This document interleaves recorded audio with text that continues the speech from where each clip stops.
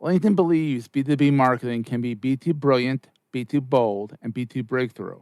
How? With a platform purpose-built to make B2B marketing mean more for your business. A platform with tools to help you build better relationships with your key customers, to boost your buyer's journey while building your brand. A platform with trusted data and lead generation you need to beat your KPIs, drive ROI, and stand out amongst the competition. And with the targeting tools on LinkedIn, you can reach your precise audience right down to their job title, company name, location, and more to make sure your ads are always seen by those who matter. So let's get ready to B2 boldly go where no marketer has gone before, because LinkedIn is where B2B is everything it can be. Rethink your B2B marketing ads and get $100 credit on your next campaign. Go to linkedin.com/MPN to claim your credit. That's linkedin.com/MPN. Terms and conditions apply.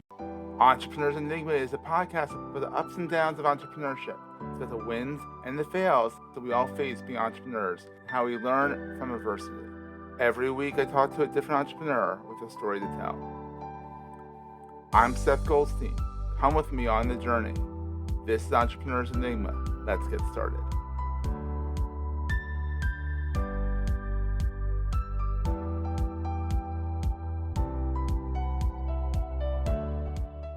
Hey everyone, welcome to another edition of the Entrepreneurs Enigma podcast.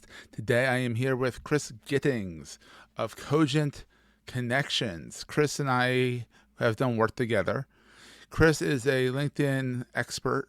He is a design expert. He's also a former recovering psychologist of sorts, right?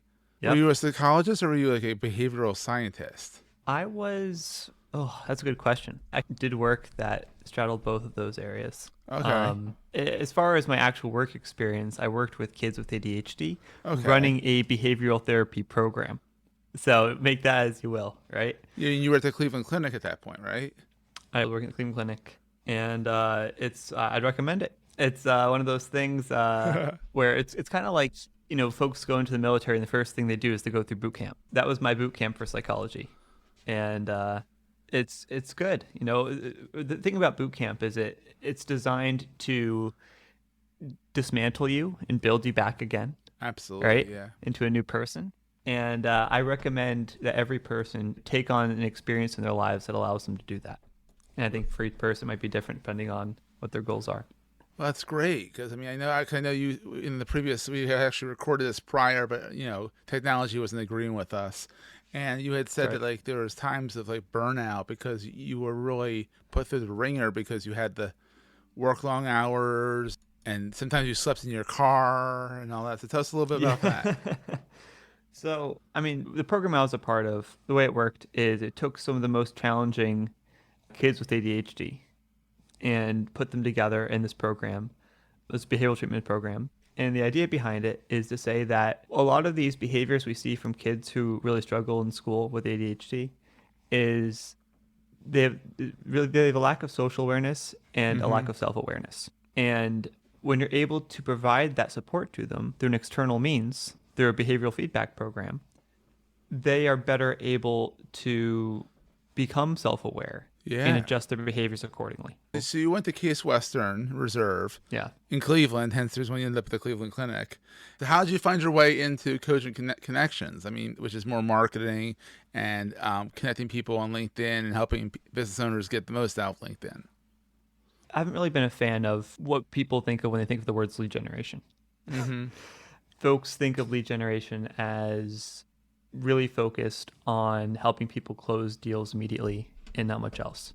And the reality is in most sales, people don't make a purchase once, right? Mm-hmm. And most folks don't want to make a purchase based off of a sales pitch. They want to build a purchase off of a relationship that they have or a reputation of a firm that they're going to use. Mm-hmm. And I am pretty passionate about helping businesses build relationships to create funnels that are based on a genuine, authentic initiative coming from that business or entity that wants to drive opportunities. Yeah.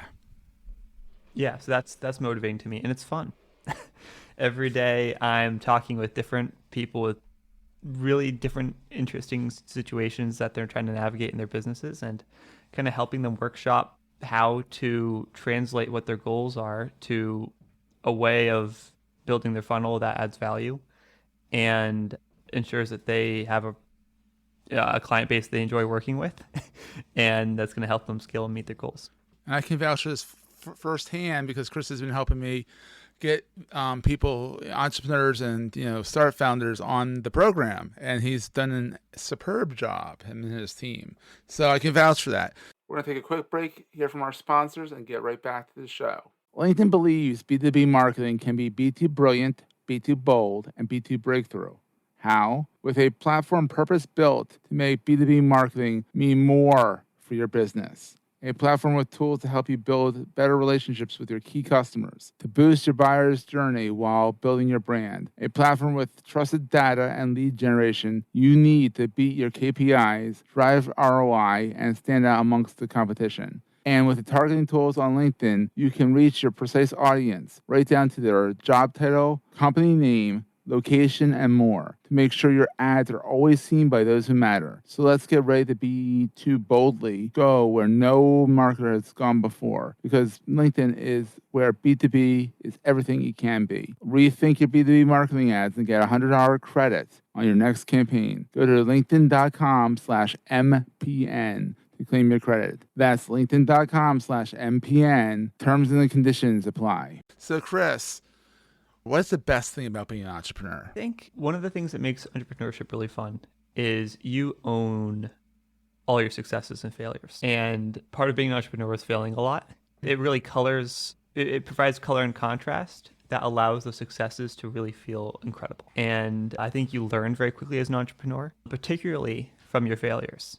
Oh, I think absolutely, you gain experience points when you fail at a really accelerated rate. And I actually had a friend who I was on the phone with a few days ago, and he said, Chris, you sound like you're 40, but in a good way, right? Well, you are old beyond your years. You are a very old soul. Yeah. So. We were talking a few months ago, and he was like, just the contrast between when we last talked and now, like, I feel like I'm talking to a whole nother person with so many more years of experience under their belt. And it's like, it's cool. When you're an entrepreneur and something goes wrong, there's no one to blame.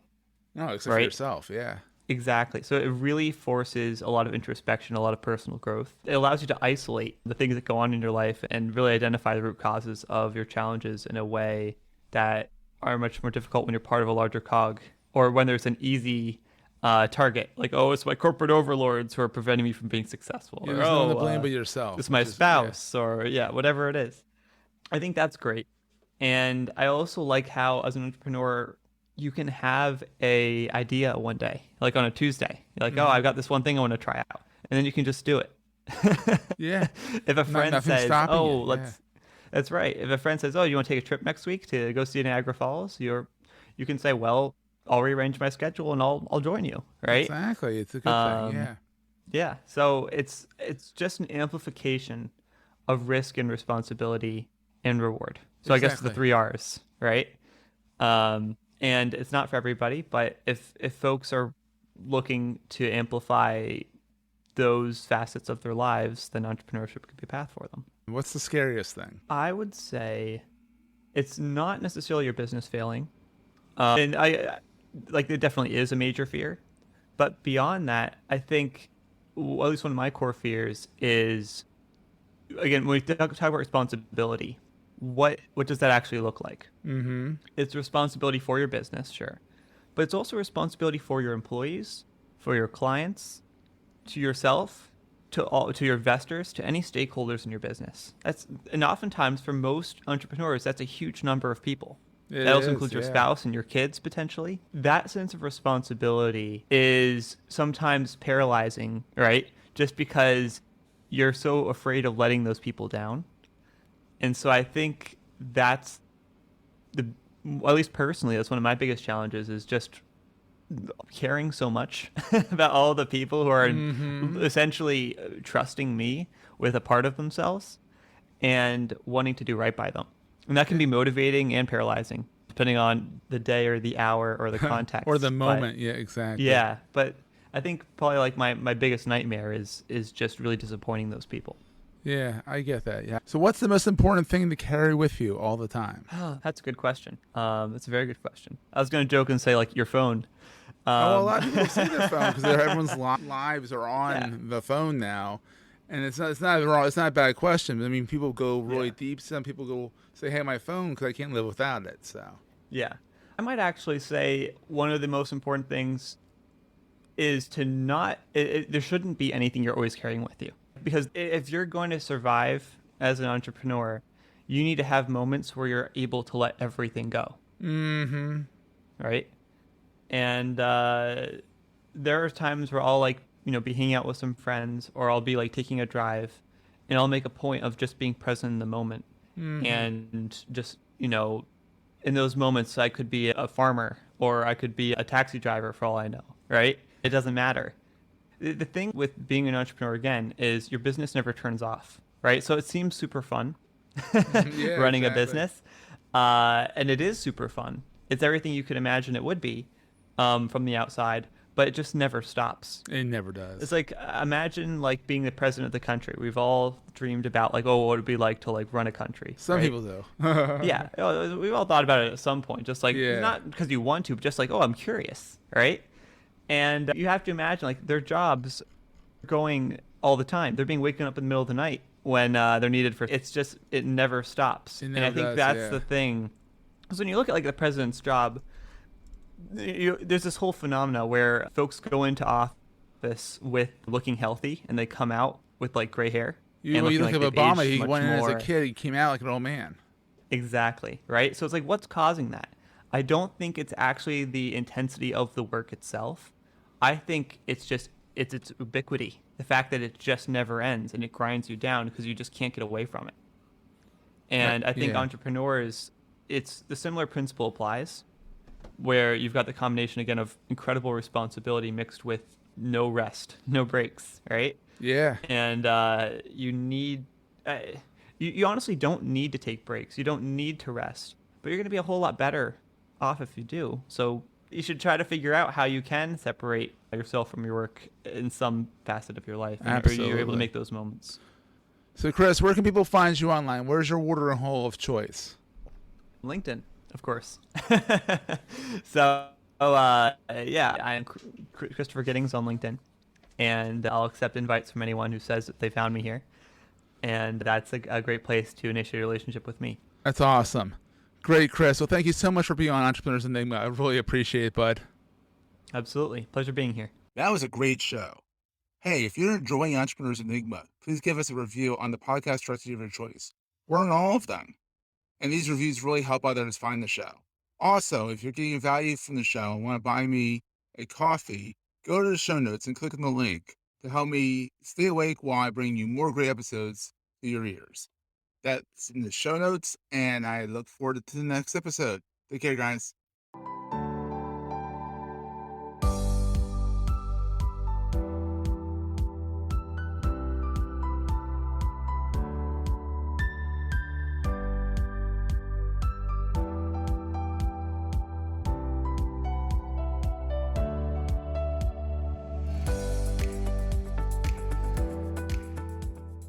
Goldstein Media hopes you have enjoyed this episode. This podcast is one of the many great shows on the MPN Marketing Podcast Network.